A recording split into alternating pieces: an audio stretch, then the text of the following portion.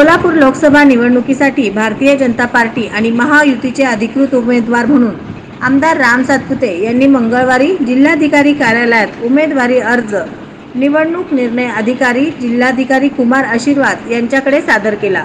तसेच माढा लोकसभेसाठी भाजपा आणि माहितीचे उमेदवार खासदार रणजितसिंह नाईक निंबाळकर यांनी अप्पर जिल्हाधिकारी मोनिका ठाकूर यांच्याकडे उमेदवारी अर्ज दाखल केला।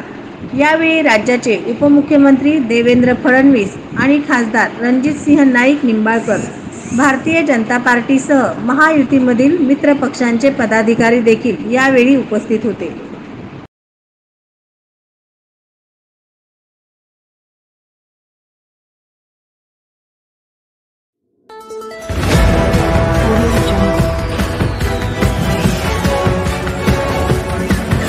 Audio